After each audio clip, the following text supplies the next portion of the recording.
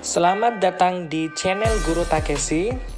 Mohon dukungannya dengan memberi like, subscribe demi kemajuan channel ini. Terima kasih. Assalamualaikum warahmatullahi wabarakatuh. Kembali lagi kita akan belajar tema 2 bermain di lingkunganku. Kita akan memasuki subtema 2 dengan menggabungkan dua pembelajaran pada hari ini, yaitu pembelajaran 1 dan pembelajaran 2.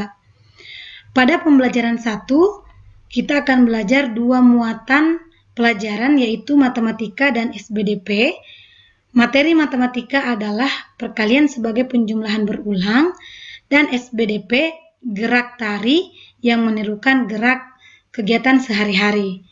Sedangkan pada pembelajaran 2, kita akan mempelajari muatan bahasa Indonesia dan PKN, bahasa Indonesia, benda padat, kemudian PKN aturan ketika kita pergi bermain di rumah teman atau di rumah orang lain.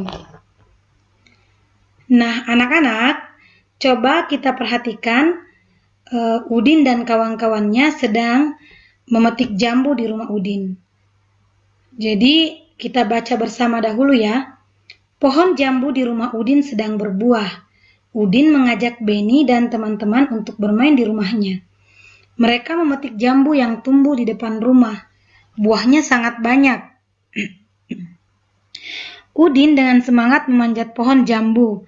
Beni memetik jambu dengan menggunakan galah.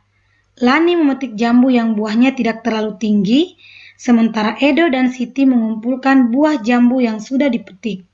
Mereka bermain dengan riang dan gembira. Nah, sekarang coba kita perhatikan ya.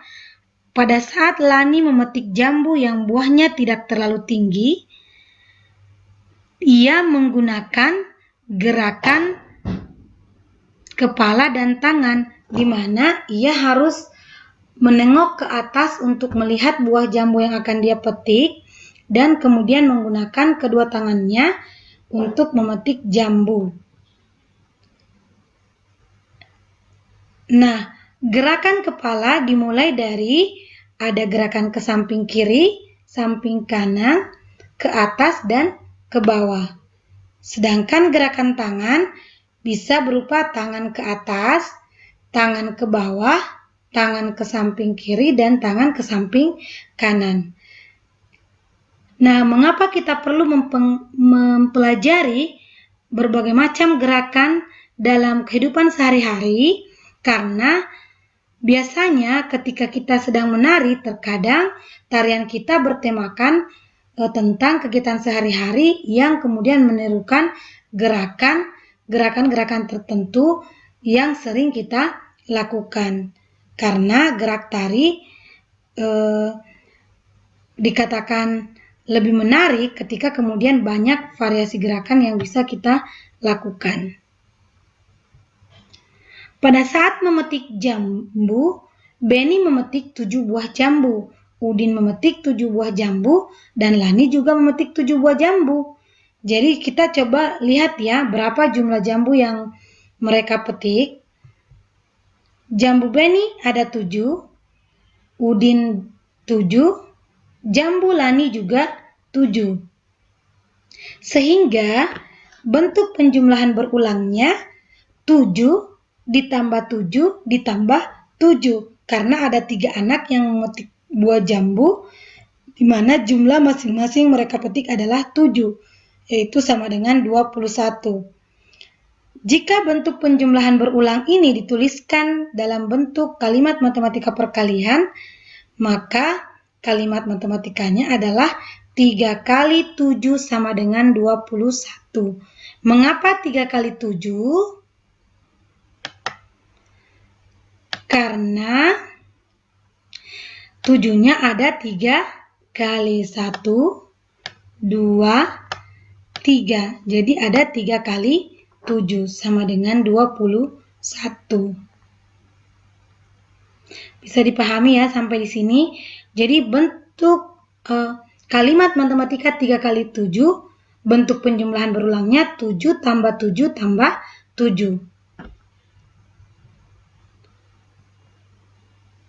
Ketika mereka sedang asyik memetik jambu, Dayu dan Mei datang. Mereka bergabung bersama Benny dan teman-teman.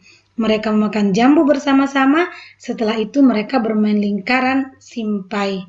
Tahukah kalian apa itu simpai? Simpai merupakan salah satu contoh benda padat. Bentuknya lingkaran. Jika simpai dipindahkan ke tempat lain, bentuknya tetap lingkaran. Adakah anak-anakku yang sering bermain simpai? Tentu ada yang pernah melihat, ada juga yang tidak pernah melihat. Jadi simpai itu biasa kita gunakan untuk berolahraga atau bermain. Ingat, salah satu sifat benda padat bentuk dan ukurannya tetap meskipun dipindahkan ke berbagai tempat.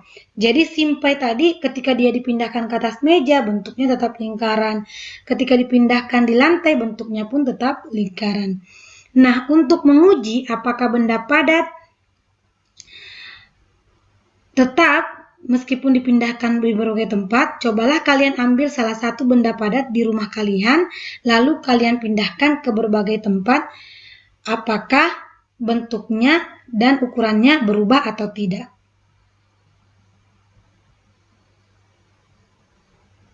Sekarang Ibu Guru tanya, pernahkah kalian bermain di rumah teman kamu seperti Benny dan teman-temannya?